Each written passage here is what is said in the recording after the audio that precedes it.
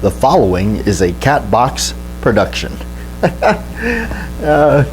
Here I am, Batjack JW here, back with you, back in the corner, the movie corner. And yeah, a little hat tip there for our fallen comrade, Mr. Holster. We miss him every day. So, but anyway, no, welcome back. We're back over here talking about stuff and just chatting, hanging out. It was really rather stormy, windy last night. The wind and the rain was whipping things around. The power actually flickered a few times. It was kind of frightening because for having the power going off at this point, it's not so much the living in the darkness. It was so hot and humid out, it would have been miserable without the air conditioning on. So I guess that's a downside of living out in the middle of a desert. If you don't have air conditioning or something, especially when it's humid out, it's just going to be rather uncomfortable. It kind of reminds me of the island in a sense, but only the island didn't get as hot as it does out here when you're talking well over 100 degrees, and it's definitely cooks you, and then you add humidity to that, it's just even worse. But no, like the island would be more like 80 degrees with a high humidity. Not saying that that's not miserable, but it definitely can get up there. That little shop that I worked in, whenever the AC would go out, and there was a times where the AC would literally go out, it was quite miserable. We'd prop the door open sometimes and have at least some sort of flow of air in there, but I remember going in there sometimes and it was like, gosh man, what are you doing? The other guy would be working in there and it's like just drenched in sweat. And it was quite miserable sometimes, but those were good times. So walking up, I could walk up the street, right up the road, and go to either Taco Bell or Pizza Hut or something like that, get something to eat. At least there was things close by. Even across the street, around the corner, there was a place called the Kona Brewery. There's a brew house. They did their own beer and stuff like that. Actually, Hops and Lead. My buddy Steven over there, he's done some reviews on their beers and stuff like that. So it's interesting that I used to actually work in a parking lot where I could just walk right over to that brewery. And they of course they had everything in there on tap, but no drinking on the job. So, but they had really good pizza. They had a really good turkey pesto sandwich that I used to get from time to time. They're a little bit pricey because a lot of those type of things are geared towards tourist attraction. Being an island thrives on tourism. It needs to have that, the ferry and the boats and stuff like that, because I think there's like a boat that goes through all the islands. And then the people, they stop, they get off, and of course they land them right there in front of all the little tiki shops. I got the tacky tiki shops, they call them. All down the little what they call the strip, which is known as Elite Drive. That's got all kinds of little shops, trinkets, and places that you just can go through and just buy a bunch of weird stuff. Anything that can be slapped with the sticker or a branding "This is Hawaii" on it, you can bet is for sale for $20. Everything from rocks to pieces of wood, but it's a beautiful place. I miss it all the time. Never think I would actually, going from somebody like me that doesn't like the ocean, to actually missing the beaches of Hawaii. And it's not just any beach, and I can't, it wouldn't just be, I don't think it would satisfy me just to go to California, go to the beach. It would have to be the beaches in Hawaii. There was something about that. It's always home, so there is a part of me that misses that a great deal. Although it's very expensive to live there. It really is. He had a lot of questions. Lots of people asked me. They said, "Is it seriously this much for this much for this stuff? You know, like, is a gallon of milk really $10?" Yeah, it's pretty darn close to that. The last I remember, yes, it was not cheap. Any of that kind of stuff. So I did get a little spoiled living out here, where prices are a little lower for sure. We're out here, you know, a night out for dinner and stuff. I mean, you can get away with going out for dinner for like $25 out here, and that's including tip and everything. You can get away with that if you don't go crazy and just order, like, you know, a bunch of stuff that you really don't need, but you just, you know, if you want to just do a main course dinner and drink, you know, and then the key is, you know, don't get any of the beverages. I stay away from the sugar drinks anyway, so I usually tend to try to stick with water. But you can get away with that now, versus on the island, it's a little different. You're talking, you know, that night could cost you $30-40, same night. But you know, it is what it is, though. You know, you're not going to beat the island itself, the beaches, the peace, the quiet, for the most part, the safety of it. You don't have a lot of because it is an island, it is isolated out there in the middle of the Pacific Ocean. You don't have just people driving on over, trucking over drugs and all kinds of crazy stuff, illegal weapons and things like that. You just don't have that because it's just not a possibility. I mean, unless you're going to sit there on a rowboat or a canoe and just try to get there. No, it's not going to happen. You'd probably be eaten up by a bunch of sharks before that happened. Dun, dun, dun. Yeah, I certainly miss going to, we went, my mom and myself, my mom and I, we went to go see the movie when it came out. We went to go see The Shallows in the theater, and yeah, let me tell you something, living on an island, going and seeing a shark movie in the theater, yeah, right. Yeah, they're certainly packed. There's a lot of people that don't watch those movies on the island because that's rather like, it's like, well, let's just add fuel to that fear of fire or whatever. So, but yeah, no, we went to go watch that, and I was, yeah, my mom's the same way. She's definitely fearful of sharks, just like me. I think we had a joke one time. It was like, she said, I will just drown myself if I was in the water and saw the shark. Yeah, and then they have glass bottom boats over there. It's like, to me, like, I'm looking at that, all the tourists are jumping on there, and I'm like, are you nuts? That's just crazy. And then you see the boogie boards with the viewfinder. It's like, oh great, so you can actually watch your death coming to you. But that's just that's an islander speaking. I'm an islander at heart. I think I'll always be an islander. Always will have the islander tan. I think everybody that lives there is, no matter what, you're gonna end up looking tanned and awesome like Roy Scheider after Jaws. Did you ever notice that after Jaws, Roy Scheider just had this amazing cool tan that was just unbelievable? Yeah, it was only after Jaws he had that. And so from that point on, Roy Scheider's tan was just glorious, and I'm sure very many actresses were very envious.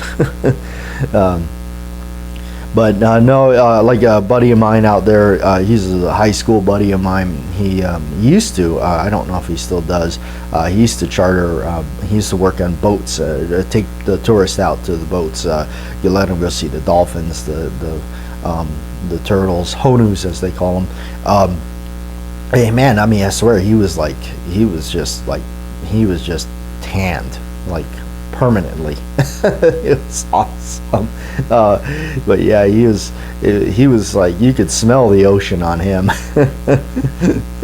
I'm sorry, Buddha, I didn't mean but you know, I miss all my buddies. I miss people that I grew up with over there.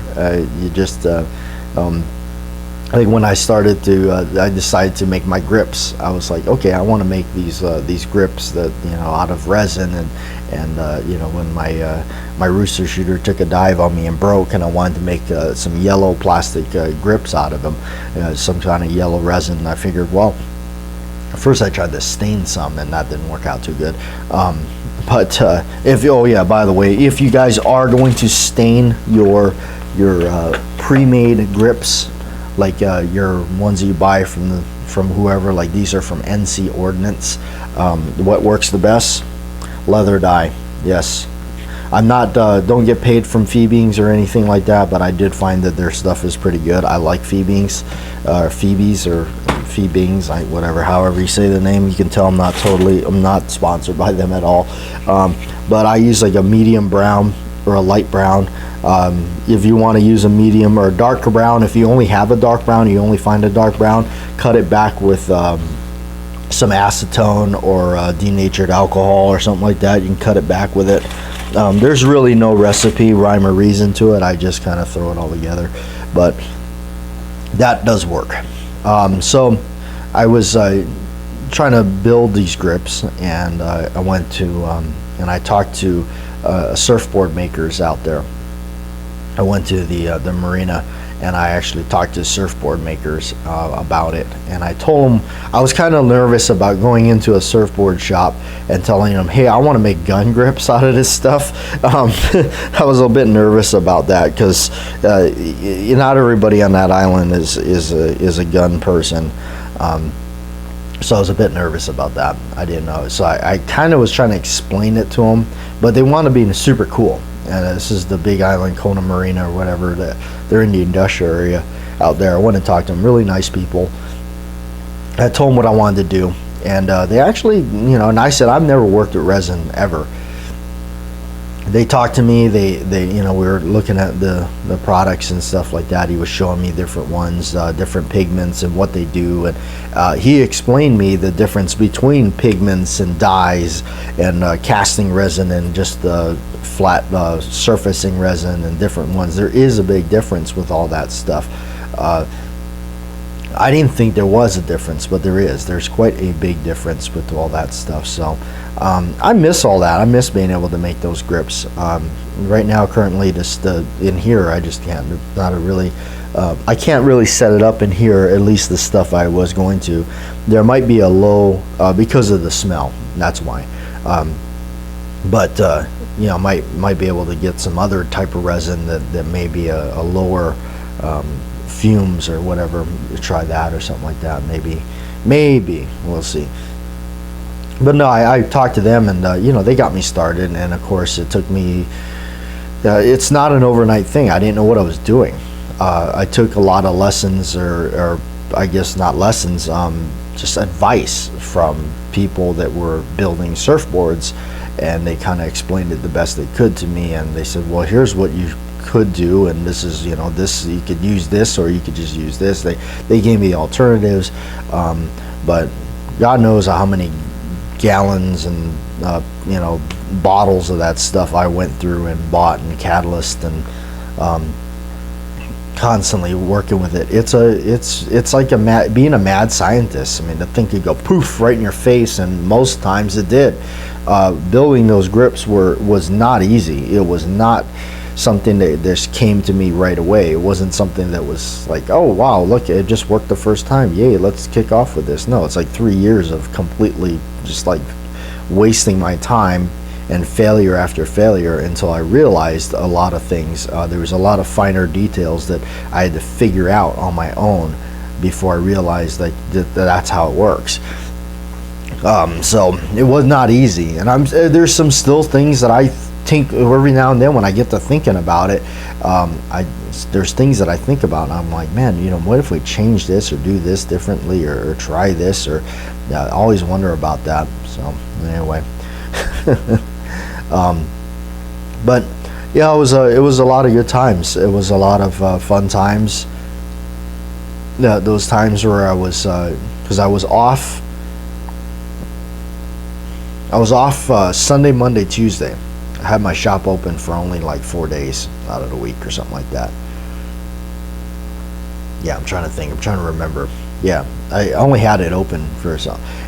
It was a fun time. It was a good opportunity for me to still work, make a living doing what I loved. I had a lot of fun at that point in my life. That's where I wanted to be, was doing what I was doing at that, with that shop and everything. It was perfect because it was just me.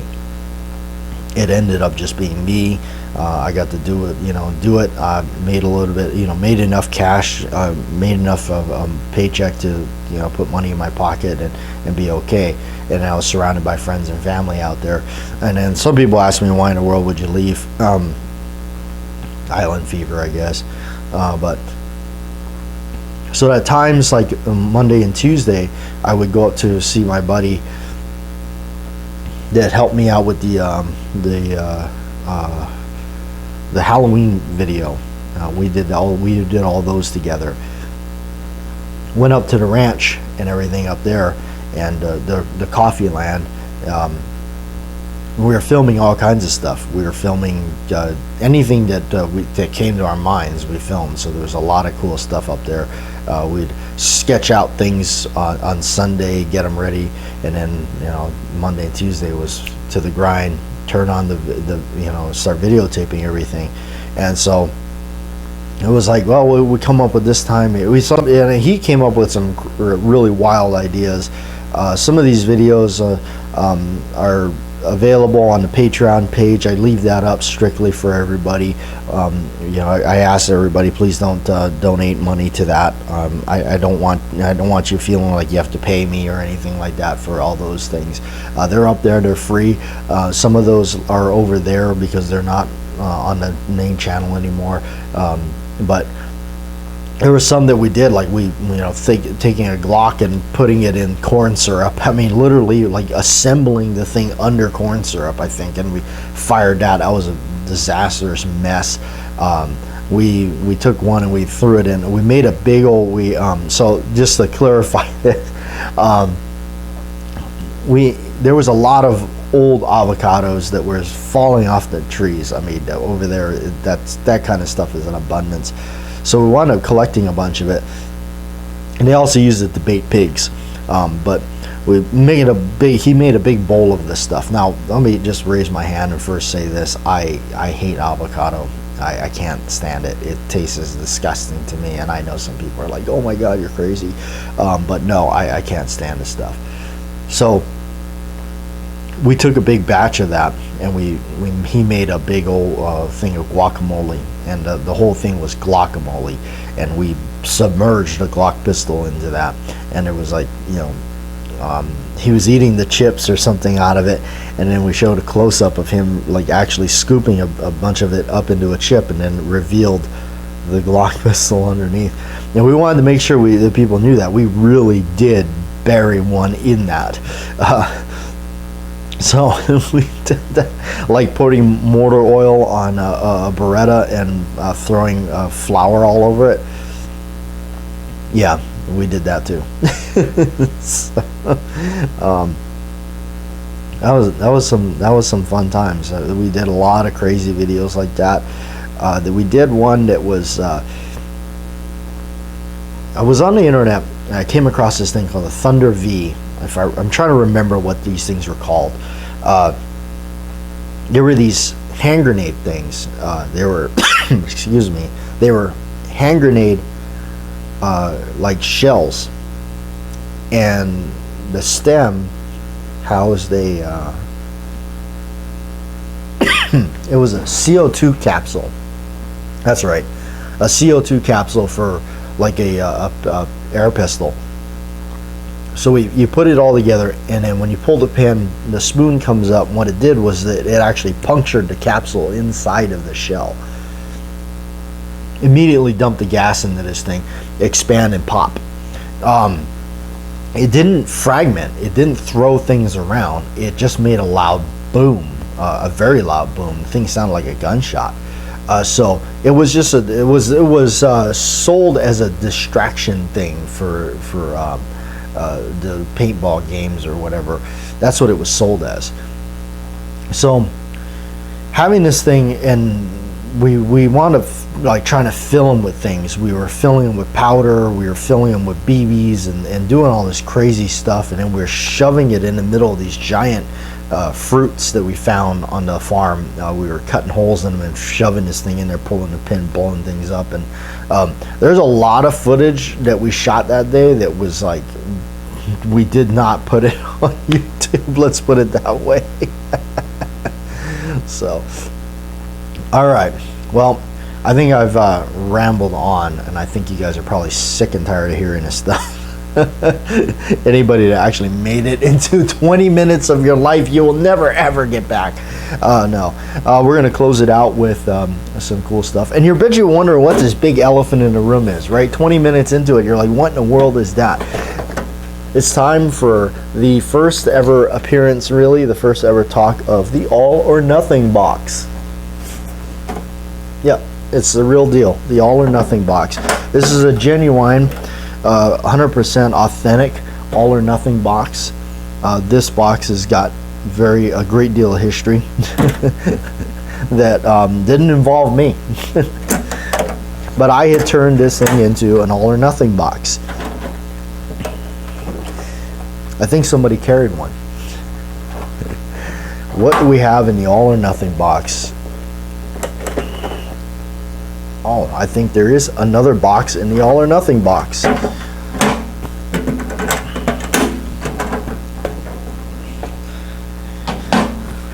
I did show the at the end of the Model 29 video, this box made a slight appearance, and for those of you that are subscribed to the radio and you've actually sat here for 20 minutes and listened to me, you get to kind of see some of the stuff that is upcoming to the channel. And yes, it's an end frame. It's a big old end frame. It's a 6-inch barrel, and it's not a Dirty Harry gun, although it looks like a Dirty Harry gun. It is a Highway Patrol. It's a Model 28 357 Magnum, otherwise the more inexpensive variant of the Model 27. But I kind of like this one because it's cool, because it says Highway Patrolman. So it's got that cop thing going for it. That's what I like. And it does, it's actually, because I have so many of the other ones that are all fancy and blued and everything, this one was kind of neat to pick up. You can tell it's like a bead blast or a matte finish on the trigger guard area and the back strap area, which is kind of neat because those are the areas that get worn. So that's, and then the bluing, it may not have the completely lustrous bluing that some of the other ones have, even though this is an old Highway Patrol with a pin barrel and countersunk recessed cylinders.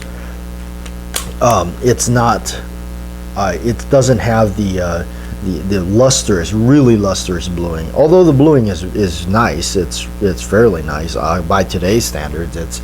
It's really beautiful because this is pretty much all they can produce now, or I haven't seen much amazing things. Of course, it's not going to have like an amazing finish like some of the older Colts or something like that. But I love Smith & Wesson revolvers, and this is definitely one that's super cool. All of it. So this is going to be making an appearance, get the words right, on the channel soon enough. We'll figure out a time to photograph it and let it out there. I did a little bit of the action work on it because it seemed to have a little bit of stick and stuttering in the action, but I wound up doing the action on it. It seems to be a lot better. It is a lot better than it was.